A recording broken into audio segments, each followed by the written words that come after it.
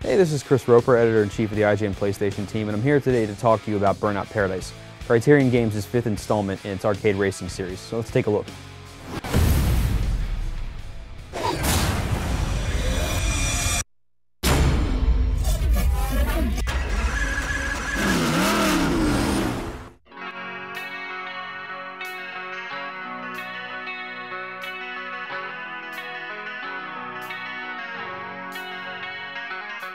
Though the series has consistently garnered high praise from both gamers and critics alike, Criterion doesn't like to sit still and continuously tweaks the core features from release to release.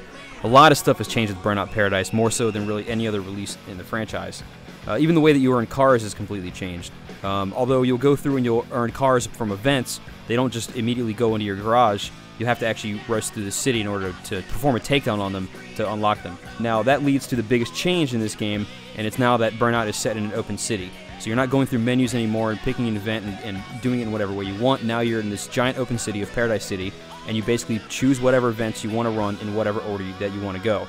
Now if you want to start an event, it's as simple as racing up to some street lights, pressing gas and brake at the same time, and you're off and running. And then if you want to quit an event in the middle, you just stop wherever you are, wait a couple seconds, and you'll restart. Now this open city thing has one major problem in that you can't restart a race from wherever you are. So if you race from one side of the world to the other, and this map is huge, so races can be, can take you 5 minutes to go from one side to the other, and you fail and you want to start that race over again, you have to actually get up and drive all the way back to the starting line to try it again. You can't just press start, take retry race or whatever.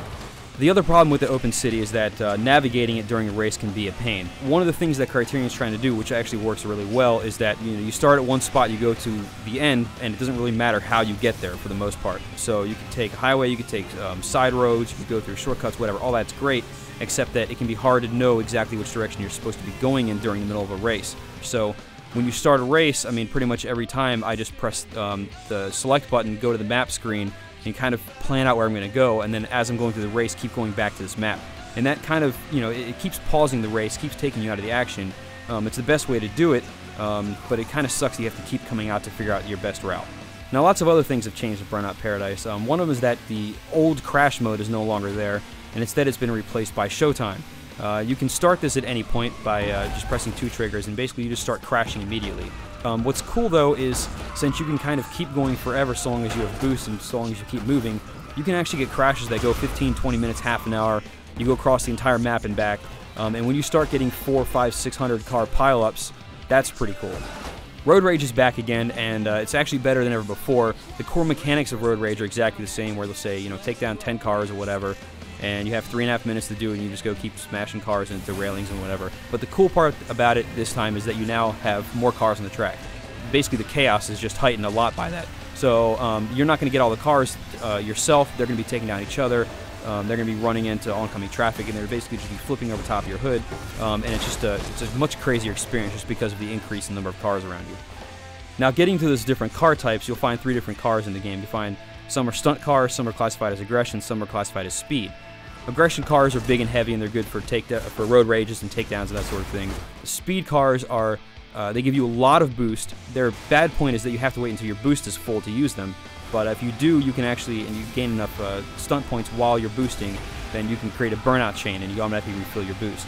And then the third type of car is a stunt car, which is pretty much how all the cars in past Burnout games have worked. You can use burnout whenever you want, but you can't string boost chain together. Now, possibly the coolest new thing in Burnout Paradise is the way that the online is set up. As opposed to having a separate menu where you jump online, you have to find your friends and invite them into a game and basically start this, match where you go from event to event. Online is as simple as pressing right on the D-pad. You bring up this menu where you have your friends and all this kind of stuff. You add them in there, you just start playing, and really the game doesn't change. You're just sitting where you are, and then all of a sudden you're online.